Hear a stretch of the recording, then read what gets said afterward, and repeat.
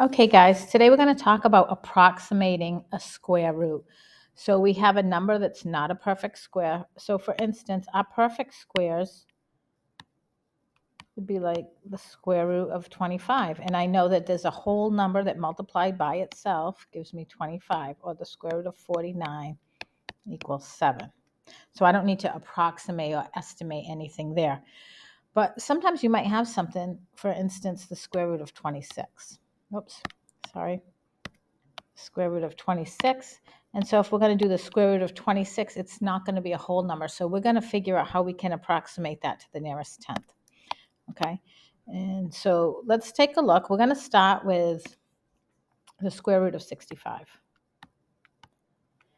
Now that's not a perfect square, meaning it doesn't have a number, a whole number that when multiplied by itself gives me 65.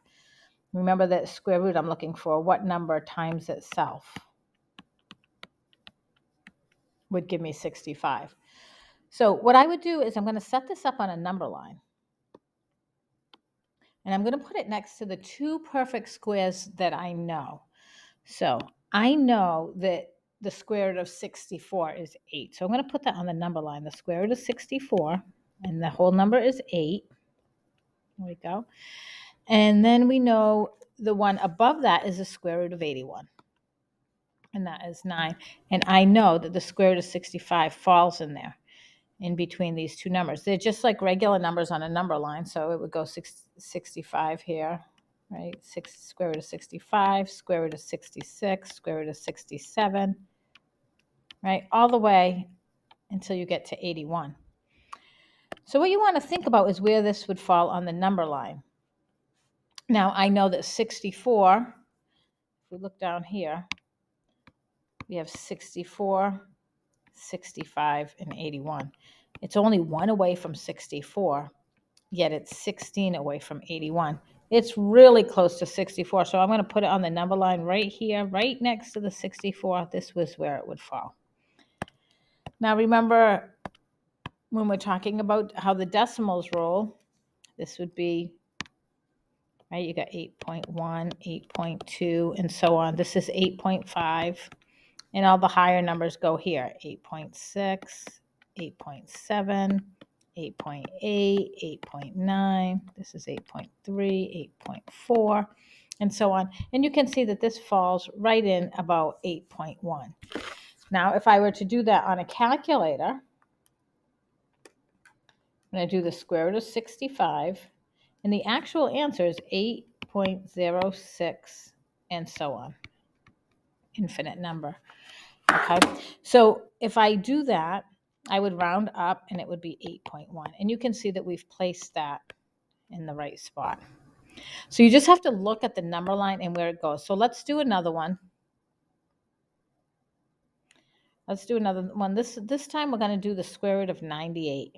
All right, so we're going to do the square root of 98. And we're going to find which two perfect squares it falls in between. So I know the square root of 100 is here, and that's 10. And on the other side, we're going to have the square root of 81, and that is going to be 9.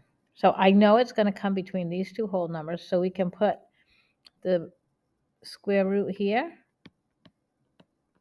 if you want, square root on top, and the whole numbers on the bottom.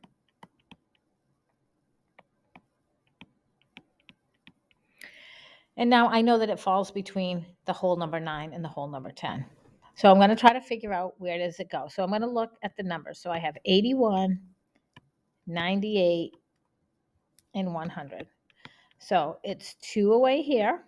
98 is 2 from 100, and here it's 17. So you can see that the 98 should be really close to the 100 and a lot farther away from the 81. So I'm going to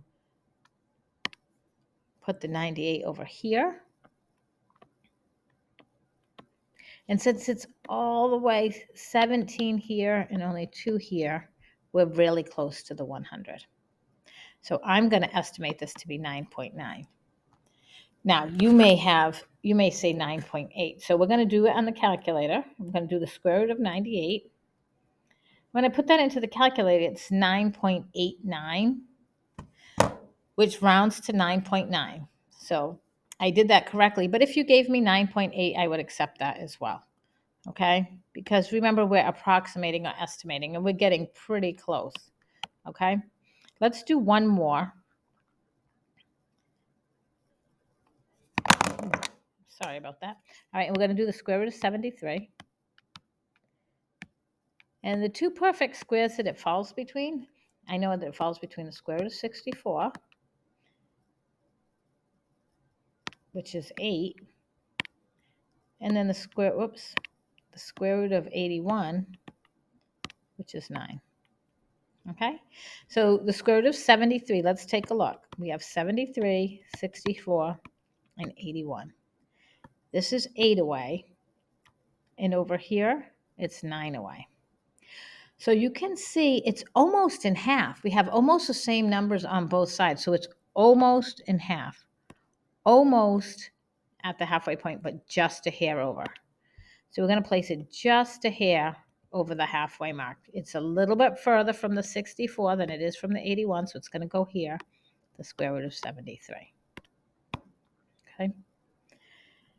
Now, you can estimate that to be 8.5 or 8.6. Okay. Most people will say 8.6 because we know it's past the halfway mark. Okay, but I would accept 8.5 as well because it's really right there on the halfway mark. And if you did the square root of 73 on a calculator, it's actually 8.54 ... means it goes on forever. Irrational number, right? So it would actually round to 8.5, but I would accept 8.6 as well because that shows me that you have an understanding that it's just a little bit over half. And that's how we would approximate square roots.